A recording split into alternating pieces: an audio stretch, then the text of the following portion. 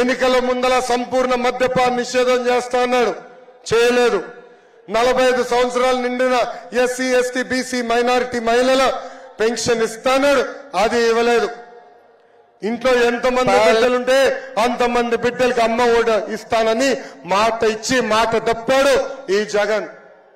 తెలుగింటి ఆడపడుచుల కన్నీరు మేము చూసాం, వాళ్ళ కన్నీరు తుడిచే బాధ్యత మేము తీసుకుంటాం. అందుకే మహాశక్తి అనే పేరుతో మహిళలకి 4 హామీలు ఇచ్చాం. మొదటిది ఆడబిడ్డ నిధి.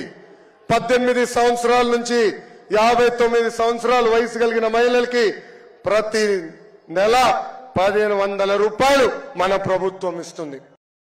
సంవత్సరానికి 18,000, 5 సంవత్సరాల్లో 90,000 రూపాయలు మనం ఇవ్వబోతున్నాం. ఇంకా తల్లికి వందనం కింద ఇంట్లో ఎంతమంది బిడ్డలుంటే అంతమంది బిడ్డలకి ప్రతి సంవత్సరం 15,000 రూపాయలు మన ప్రభుత్వం ఇస్తుంది. దీపం పథకం ద్వారా ప్రతి సంవత్సరం 3 ఎన్ని ఎత్తి చూపించండి, 3 గ్యాస్ సిలిండర్లు ఉచితంగా మన ప్రభుత్వం ఇస్తుంది. ఇంకా మహిళలు ఆర్టీసీ బస్సుల్లో కూడా ఉచితంగా ప్రయాణించే హక్కు మన ప్రభుత్వం కల్పించబోతుంది. ఇది యువగలం. యువతకు కూడా అనేక హామీలు ఇచ్చి మోసం చేశాడు ఈ జగన్. ఎన్నికల ముందల ప్రతి సంవత్సరం జాబ్ క్యాలెండర్ అన్నాడు, జాబ్లెస్ క్యాలెండర్ ఇచ్చాడు. 2,30,000 పెండింగ్ పోస్టులు భర్తీ చేస్తున్నాడు, భర్తీ చేసింది 0. మెగా డిఎస్సి ద్వారా ఉపాధ్యాయుల పోస్టులు భర్తీ చేస్తున్నాడు, అది గాలికి వదిలేశారు. ఇంకా 6,500 కానిస్టేబుల్ పోస్టులు భర్తీ చేస్తానని హామీ ఇచ్చి మాట తప్పాడు ఈ సైకో జగన్. అందుకే యువతకు చెప్తున్నా, 3 నెలలు ఓపిక పట్టండి. మీ యువగలం నేను విన్నాను, మన ప్రభుత్వం వస్తుంది.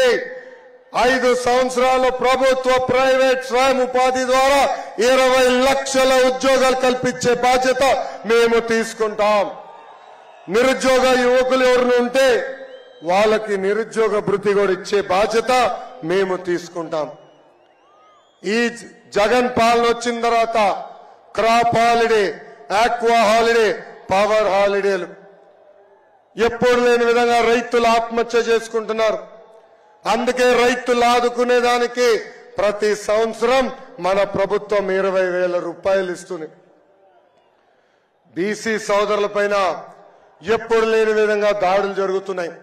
26,000 మంది బీసీల పైన దొంగ కేసులు పెట్టి జైలుకు పంపించింది ఈ ప్రభుత్వం. అందుకే మన ప్రభుత్వ అధికారంలోకి వచ్చిన వెంటనే బీసీలకు ఒక ప్రత్యేక రక్షణ చట్టం మనం తీసుకొస్తున్నాం. అంతేకాదు, దామాషా ప్రకారం ఉపకులాల వారిగా నిధులు కేటాయించి బీసీ సోదరులు కూడా ఆదుకునే బాధ్యత మేము తీసుకుంటాము. డాక్టర్ సుధాకర్ గారి దగ్గర నుంచి కొవ్వూరు మహేంద్ర గారి వరకు అనేక మంది దళితుల్ని చంపేసింది ఈ ప్రభుత్వం. దళిత సోదరులకి రావాల్సిన 27 సంక్షేమ కార్యక్రమాలు రద్దు చేసింది ఈ ప్రభుత్వం.